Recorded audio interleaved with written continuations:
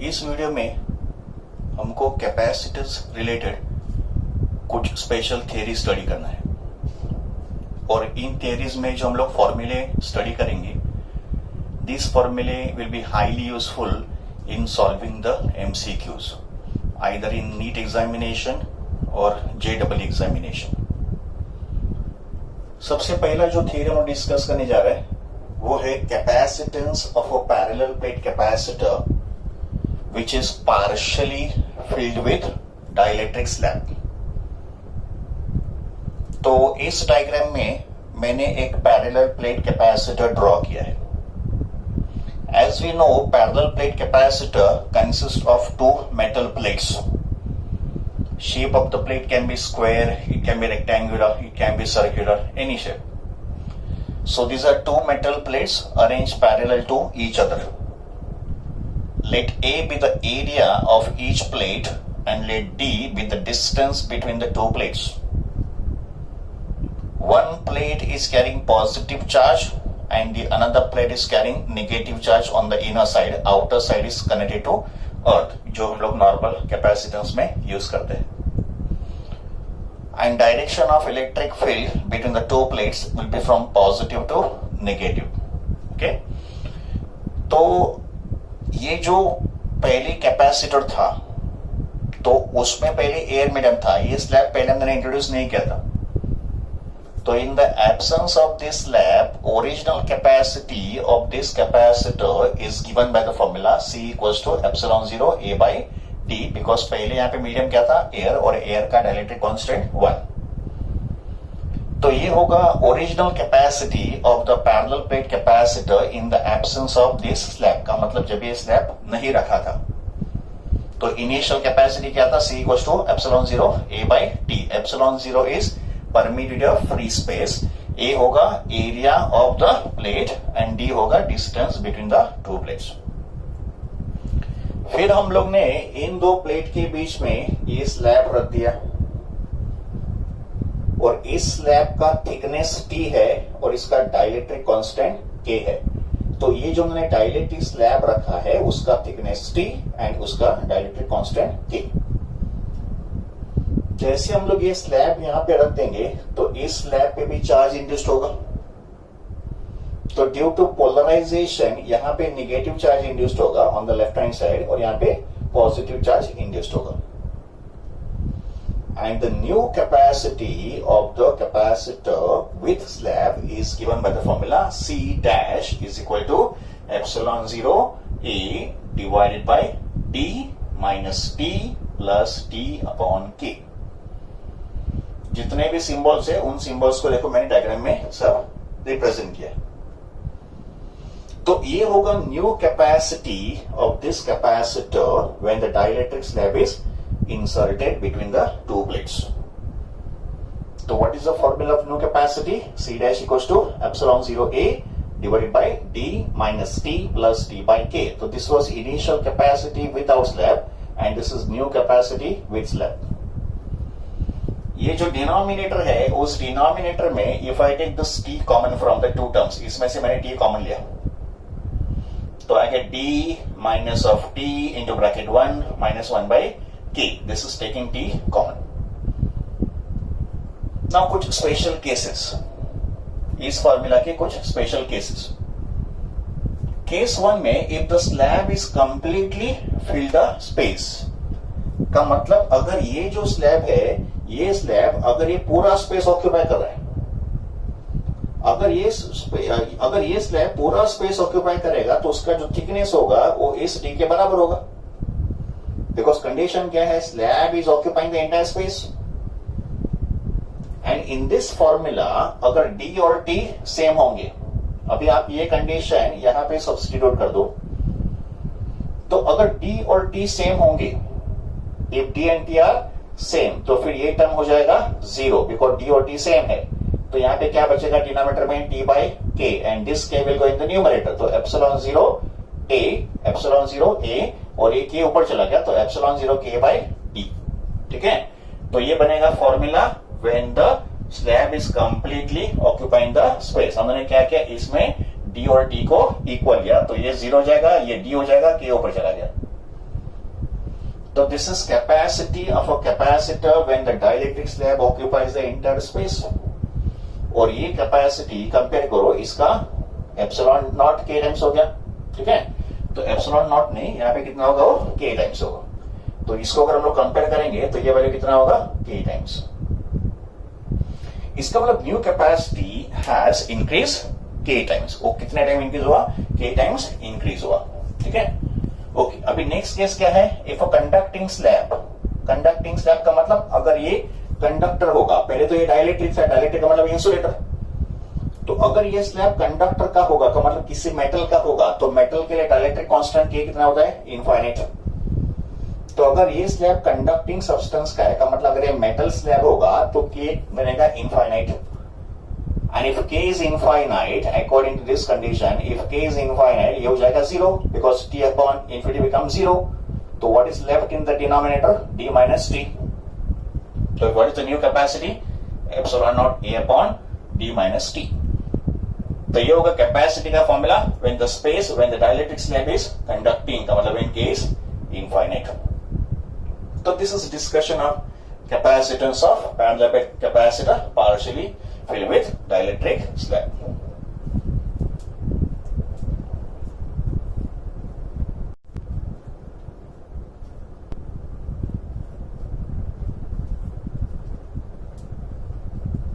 Just now we have studied capacitance of a parallel plate capacitor with a dielectric slab.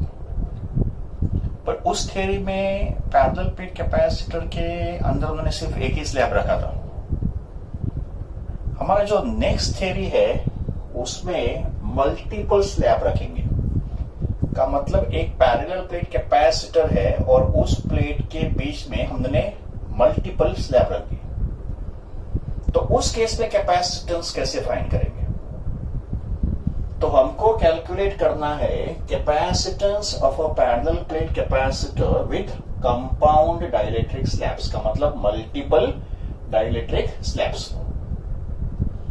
और जो पहला case है उसमें dielectric slabs को हमने सीरीज में कनेक्ट किया है। इसके बाद का जो केस होगा उसमें डाइलेक्ट्रिक स्लैब्स होंगे पैरेलल।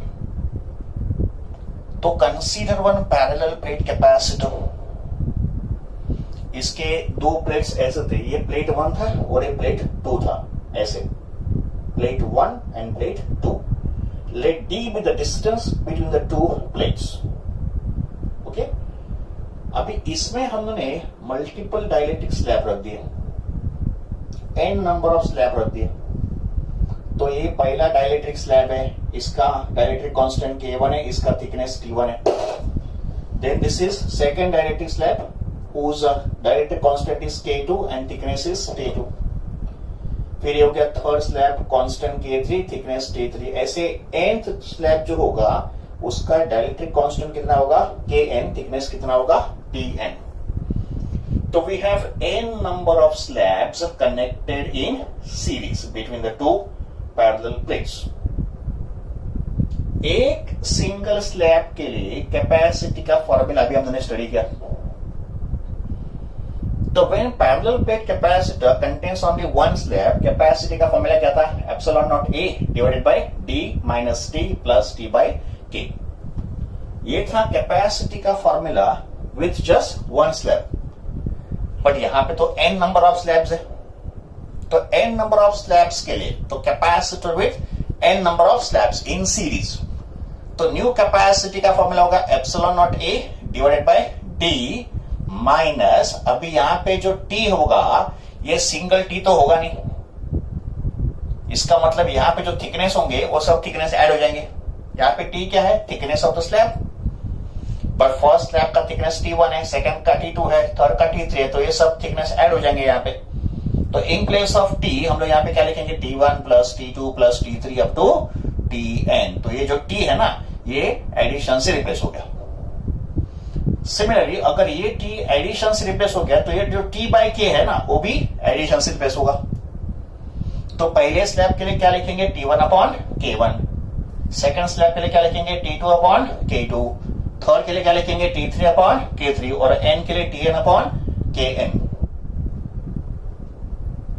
बट ये जो T1 plus T2 plus T3 plus Tn होगा, इनका जो एडिशन होगा वही तो दो प्लेट के बीच का डिस्टेंस d होगा।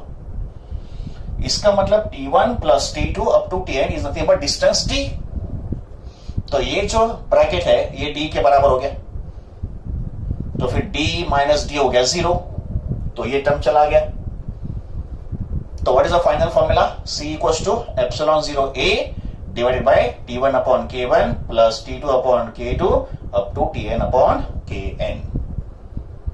तो ये होगा formula for capacity of a parallel plate condenser with multiple dielectric slabs connected in series. अभी इसके बाद जो हमारा नेक्स्ट केस होगा उसमें डाइलेक्ट्रिक स्लैब का पैरेलल कनेक्शन होगा। This was series connection, now the next one is parallel connection.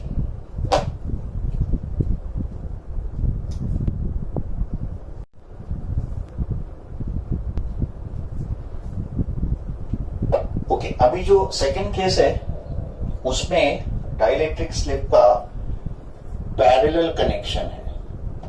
Now we have dielectric slab connected in parallel, ठीक है। तो ये एक पैरेलल प्लेट कैपेसिटर है। This is plate 1 and this is plate 2. Let A be the area of each plate and let D be the distance between the two plates. This is plate 1 and this is plate 2. अभी यहाँ पे हमने multiple slab को रख दिया और यहाँ पे स्लैब को हमने कैसे अरेंज किया है? In parallel. तो दिस इज स्लैब नंबर 1, उसका डाइलेक्ट्रिक कांस्टेंट K1 और इसका area of cross section is A1। यहाँ पे क्या होगा? हर एक स्लैब का थिकनेस D के बराबर होगा। फिर सेकंड जो स्लैब होगा उसका constant K2, area A2, K3 third slab constant A3 and last का जो स्लैब होगा उसका डाइलेक्ट्रिक कांस्टेंट Kn और उसका area of cross section An। तो ये होगा डाइलेक्ट्रिक स्लैब का parallel connection. Now, since we have n number of dielectric slabs, you will have n number of capacitors. का मतलब ये जो अरेंजमेंट है, this arrangement will behave like one capacitor C1. This arrangement will behave like another capacitor C2. This is capacitor C3 and ये बन गया capacitor Cn. So since slabs are connected in parallel, we have n number of capacitors in parallel. And we know when n slabs are in parallel, equivalent capacitance का formula क्या होता है? C1 plus C2 plus C3 up to Cn. This is equivalent capacitance of parallel combinations. फिर हम लोग C1, C2 और Cn के फॉर्मूले सब्स्टिट्यूट करेंगे। C1 का फॉर्मूला होगा epsilon not K1 A1 by D, C2 का formula epsilon not K2 A2 by D और Cn का formula epsilon not Kn An by D। We can take epsilon naught upon D common, bracket में आएगा K1 A1 plus K2 A2 up to Kn An।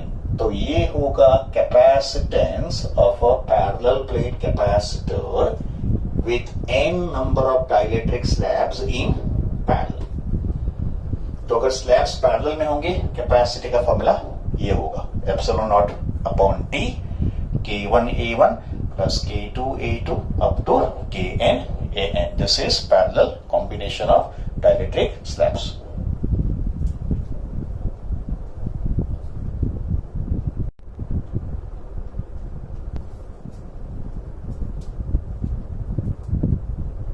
एक interesting application हमको study करना है, एक interesting application हमको study करना है। और ये जो थियरी है ये बेसिकली एंट्रेंस एग्जाम के लिए ही इसेंशियल है। का मतलब बोर्ड्स में you can not expect this type of questions. तो एक एप्लीकेशन बेस्ड क्वेश्चन है for entrance examination. Try to understand. इसमें variation of charge, capacity, potential, electric field and energy को स्टडी करना है of a parallel plate capacitor when dielectric slab is introduced. तो एक parallel plate capacitor में अगर कोई डाइलेक्ट्रिक स्लैब को इंट्रोड्यूस किया तो charge, capacity, potential, electric field and energy में उसका क्या इफेक्ट होगा, वो कैसे चेंज होंगे, ये हमको स्टडी करना है.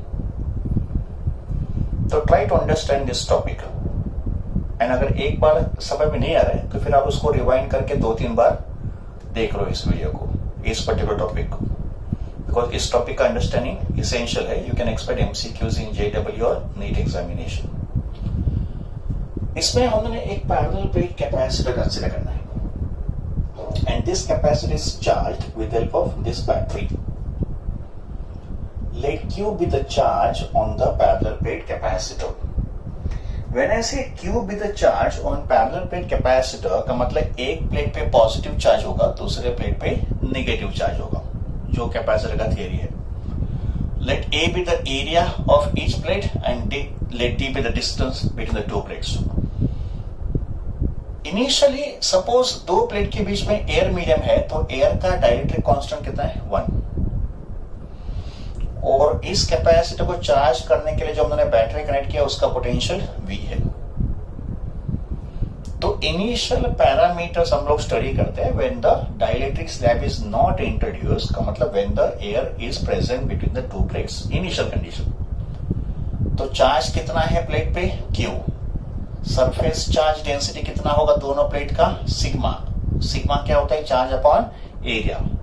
The surface charge density of both the plate is Q by A. Next is capacitance of this capacitor. Capacitance का formula epsilon 0 Ka by D होता है, बट यहाँ पे K 1 है, इसके लिए वो एप्सिलॉन 0 A by D हो गया. And by definition capacity is charge upon potential, तो C is Q by B also. Potential difference between the two plates का रिलेशन होगा V equals to E into D because electric field is V by D. तो potential difference V becomes E into D. And as per this formula, V becomes Q by C. Next is electric field between the two plates. So electric field is sigma by epsilon 0 K. Electric field is sigma by epsilon 0 K. But यहाँ पे K 1 है, इसके लिए K यहाँ पे नहीं दिख रहा है. And sigma का वैल्यू Q by A है. अगर वो मैंने यहाँ पे सब्स्टिट्यूट कर दिया तो it is Q upon epsilon 0 A.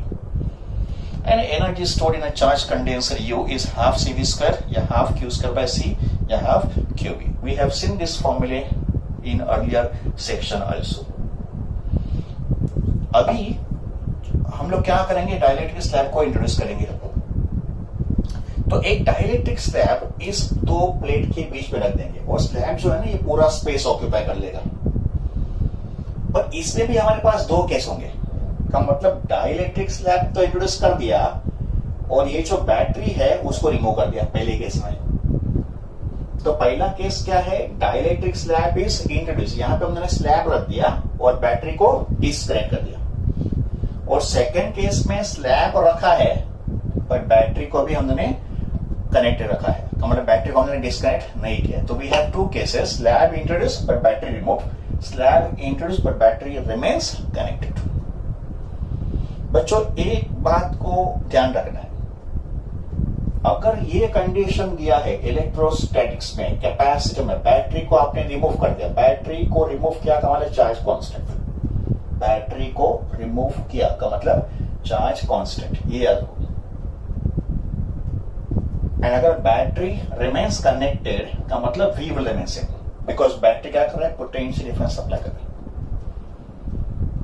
तो क्या समझना, देखो battery remove charge constant, battery remains connected implies V will remain same, no change in V in this case, no change in charge in this case. बस इस point को लेके हम लोग आगे बढ़ेंगे. तो when battery is removed, charge will remain same on the capacitor. When battery remains connected, potential difference will remain the same. Okay? तो फिर कैपेसिटी पे क्या इफेक्ट होगा, डाइलेक्ट्रिक स्लैब इंट्रोड्यूस करने पे कैपेसिटी पे क्या इफेक्ट होगा.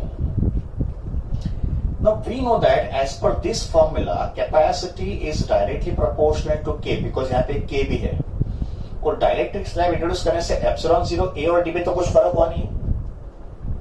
तो since capacity is directly proportional to K and अगर यहाँ पे K है और यहाँ पे तो 1 था ना, तो capacity will increase K times because C proportional to K. तो न्यू कैपेसिटी यहाँ पे कितना होगा, K times of C, where C is the initial capacity when the medium is air.